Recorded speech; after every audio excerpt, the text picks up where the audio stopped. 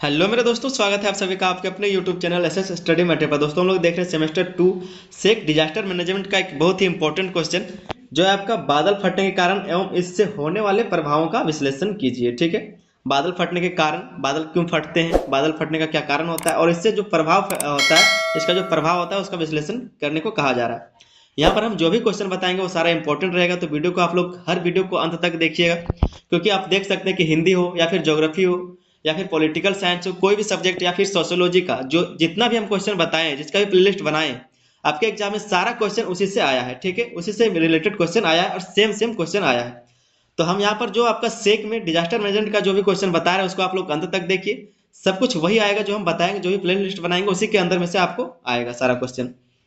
तो सारे वीडियो को आप लोग देखिए और समझिए क्या क्या होता है। ठीक है, आइए समझते हैं इसके आंसर को। और अगर चैनल पर नए हैं तो चैनल को सब्सक्राइब कर लेंगे, साथ ही अपने दोस्तों तक इस वीडियो को शेयर कर दीजिए। लिखा है कि बादल फटना एक ऐसा प्राकृतिक घटना है जिसमें किसी छोटे से क्षेत्र में अत्यधिक भारी वर्षा बहुत कम समय में होती है। यह अक्सर पहाड़ी इलाकों में होता है और इसके कारण गंभीर बाढ़ और भूस्खलन जैसी आपदाएं हो सकती है। कहने का मतलब है कि किसी भी क्षेत्र में बादल फटने का मतलब क्या है कि ये एक प्राकृतिक घटना तो है ही, लेकिन किसी भी छोटे से क्षेत्र में क्या होता है कि अचानक से बहुत तेजी से बारिश होने लगता है और ये लगातार 1 घंटे तक हो सकता है। और 1 घंटे का बात करें तो 1 घंटे में लगभग 10 सेंटीमीटर तक वर्षा हो जाती है। मतलब 10 सेंटीमीटर बहुत ही ज्यादा वर्षा होता है 1 घंटे के मुकाबले में। ठीक है, मतलब 1 घंटे के टाइम में। तो इससे क्या होता है कि बहुत भारी वर्षा होती है, तो इससे क्या होता है, उसको बादल फटना कहा जाता है। वही लिखा है कि बादल फटना एक ऐसा प्राकृतिक घटना है जिसमें किसी छोटे क्षेत्र में अत्यधिक भारी वर्षा बहुत कम समय में होती है। यह अक्सर पहाड़ी इलाकों में होता है और इसे इसके कारण गंभीर बाढ़ और भूस्खलन जैसी समस्याएं हो सकती है। यहाँ पर ये देख सकते हैं आप, लिखा हुआ है कि आमतौर पर कुछ मिनटों से घंटों तक क्या होता है, तो कुछ मिनट या फिर घंटों तक ही ये चलता है, उससे ज़्यादा नहीं होता। और इसी कारण बाढ़ भी आ जाता है और भूस्खलन जैसी समस्याएं भी देखी जाती है, क्योंकि ये इतना तेज होता है, बहुत तेज होता है। ठीक है, जैसे कि आप केदारनाथ में देख सकते हैं, केदारनाथ का उदाहरण आप लोग के पास है, आप उसको देख सकते हैं। तो बादल फटने के क्या क्या मुख्य कारण क्या है उसको हम लोग देखेंगे। ठीक है, बादल फटने के क्या क्या कारण, जैसा कि यहाँ क्वेश्चन में देख सकते हैं कि बादल फटने के कारण एवं इसके होने वाले प्रभावों का विश्लेषण कीजिए। तो हम लोग पहले इसके कारण को देखेंगे, उसके बाद बादल फटने के क्या क्या प्रभाव है उसको देखेंगे। तो बादल फटने के मुख्य कारण क्या है? वायुमंडलीय अस्थिरता। इसमें क्या है, तो जब गर्म और ठंडी हवाएं आपस में टकराती हैं तो वायुमंडलीय दबाव अस्थिर हो जाता है। इसके परिणाम स्वरूप बादलों में अधिक मात्रा में जलवाष्प इकट्ठा हो जाता है। क्या होता है कि जब गर्म और ठंडी हवा ऊपर जाके मिलता है, टकराता है, तो क्या होता है कि बहुत ज़्यादा जो जलवा बादल बनता है। इसके कारण क्या है कि एक ही जगह पर, एक ही क्षेत्र में भारी मात्रा में वर्षा होता है, जिससे क्या होता है कि ये सब समस्याएं देखी जाती हैं। ठीक है, आप दूसरा पॉइंट देख सकते हैं, तीव्र संवहन प्रक्रिया। संवहन का मतलब क्या होता है, जब बादल ऊपर जाके ठंडा होता है तो वर्षा होकर नीचे गिरता है। ठीक है, उसी को बोलते हैं संवहन। ये अलग प्रक्रिया, आप ज्योग्राफी में इसको समझ लेंगे आराम से। तीव्र संवहन प्रक्रिया। ठीक है, इसमें क्या होगा, तो गर्म हवा तेजी से ऊपर उठती है और जलवाष्प को संघनित कर भारी बारिश का कारण बनती है। जब यह प्रक्रिया तीव्र और एक सीमित क्षेत्र में होती है तो इसे बादल फटना कहते हैं। जब यही एक ही क्षेत्र में या फिर बहुत ही जल्दी होता है तो इसको बादल फटना कहा जाता है। तीसरा आपका पॉइंट है वो है भौगोलिक स्थितियां। तो पहाड़ी क्षेत्रों में ऊंचाई पर स्थित ठंडी हवाएं गर्म और नम हवाओं को रोक लेती है। इसके कारण जलवाष्प अधिक मात्रा में संघनित होकर भारी बारिश के रूप में गिरती है। क्या होता है कि जो वहाँ पर पहाड़ी क्षेत्र होता है या फिर ऊंचाई वाला क्षेत्र होता है, वहाँ पर जो ठंडी या फिर गर्म हवाएं होती है, क्या होता है कि उसको रोक लेता है। पहाड़ के कारण वहाँ पर रुक जाता है हवा। इसके कारण क्या है कि जलवाष्प जो है भारी मात्रा में बनता है, बहुत ही ज़्यादा जलवाष्प बनता है और एक छोटे से क्षेत्र में क्या होता है, उसको वो भारी मात्रा के रूप में गिरता है, जिसको कहा जाता है बादल फटना। ये बादल फटना एक कारण है। ठीक है, चौथा कारण है आपका मानसूनी हवाएं। तो मानसूनी मौसम में बादल भारी मात्रा में जलवाष्प लेकर आते हैं। जब ये बादल ठंडी हवा या पर्वतीय इलाकों से टकराते हैं तो भारी वर्षा होती है। समुद्री इलाकों से क्या होता है कि भारी जो आपका जलवाष्प लेकर आता है, और जब ये बादल ठंडी हवा या फिर पर्वतीय इलाकों में टकराता है, जब ये ठंडी हवा से मिलता है या फिर पर्वतीय इलाकों में रुक जाता है, वहाँ पर जब ये ठंडा होकर फिर नीचे गिरता है, तो इसके कारण भी इसको भी बादल फटना कहा जाता है। और ये भी एक कारण होता है बादल फटने का। बादल फटने का मतलब समझ क्या रहा है कि कोई बादल फट नहीं जाता है। बादल फटने का मतलब है कि एक ही क्षेत्र में बहुत ज़्यादा मात्रा में बारिश होना, अचानक से बहुत ज़्यादा मात्रा में बारिश होने लगना और उसके कारण बाढ़ या फिर भूस्खलन जैसी समस्याओं का होना, उसी को कहा जाता है बादल फटना। बादल का फटने का मतलब ऐसा नहीं कि जो बादल हम लोग ऊपर में देखते हैं वो फट के गिर जाता है, ऐसा नहीं। बादल फटने का मतलब है ज़्यादा बारिश होना। पांचवा पॉइंट है अत्यधिक जलवाष्प का संघनन। तो अत्यधिक जलवाष्प एक जगह इकट्ठा होकर अचानक संघनित हो जाती है। इससे कुछ ही मिनटों में भारी वर्षा भारी मात्रा में पानी गिरता है। ठीक है, अत्यधिक जलवाष्प का संघनन होता है जब जितना जलवाष्प का संघनन होगा उतना ज़्यादा ही मात्रा में बारिश होगा, सीधा सीधा बात है। तो वही पॉइंट लिखा हुआ है। फिर छठा नंबर पॉइंट लिखा है, छठा नंबर कारण लिखा है मानव गतिविधियां। तो वनों की कटाई, अनियंत्रित निर्माण और पर्यावरणीय असंतुलन की वायुमंडलीय अस्थिरता को बढ़ाते हैं। ये गतिविधियां जलवायु परिवर्तन का कारण बनती है, जिससे बादल फटने जैसी समस्याएं बढ़ जाती है। तो वनों की कटाई या फिर अनियंत्रित जो निर्माण है, पर्यावरणीय असंतुलन के है, फिर वायुमंडलीय अस्थिरता के कारण क्या होता है कि जो जलवायु परिवर्तन इस तरह की समस्याएं होती है, कारण होता है, जिसके कारण बादल फटने से समस्याएं जो और अधिक देखी जाती है। फिर यहाँ से हम लोग जानेंगे बादल फटने के कारण पड़ने वाले प्रभाव, बादल फटने के कारण होने वाले प्रभाव। ठीक है, बादल फटने के कारण क्या क्या प्रभाव होते हैं। तो पर्यावरणीय प्रभाव को हम लोग सबसे पहले देखते हैं। जो पर्यावरणीय प्रभाव पड़ते हैं बादल फटने के कारण, तो सबसे पहला है वो है बाढ़। तो अचानक भारी वर्षा से नदियां उफान पर आ जाती हैं और बाढ़ आ जाती है।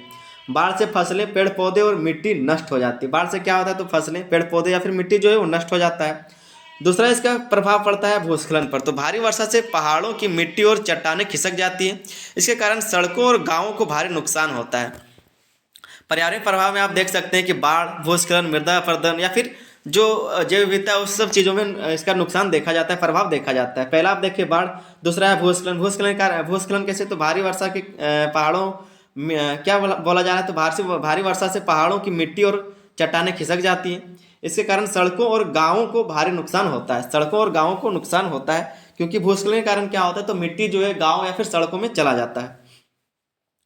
तीसरा जो प्रभाव है वो है मृदा अपरदन का। तो वो कैसे काम करता है, तो तेज पानी के प्रवाह से मिट्टी बह जाती है, जैसे कृषि योग्य भूमि नष्ट हो जाती है। तेज वर्षा होगी तो सीधा सा बात है कि जो उर्वरता वाला मिट्टी है वो कहाँ चला जाएगा, तो बह के चला जाएगा दूसरी जगह पर, नदी में या फिर समुद्र में चला जाएगा। तो इससे क्या होगा, तो मृदा अपरदन होता है। जो उपजाऊ मिट्टी होता है वो बह के चला जाता है, जिससे फसल जो है वो खराब हो गएगा आपके बाद से। तो ये सब देखा जाता है। ठीक है, ये सब क्या है, तो ये सब पर्यावरणीय प्रभाव है। चौथा आपका पॉइंट है जैव विविधता पर प्रभाव। जैव विविधता का मतलब पहले आप लोग समझ ले, तब इसको समझ पाएंगे। जैव विविधता का मतलब होता है किसी भी क्षेत्र में हर एक तरह के जीव को रहना, जैसे बड़े जीव हो गए या फिर सूक्ष्म जीव या फिर किसी भी तरह के जीव, पेड़ पौधे, इस तरह के जीव एक ही जगह पर रहते हैं, उसको बोला जाता है जैव विविधता।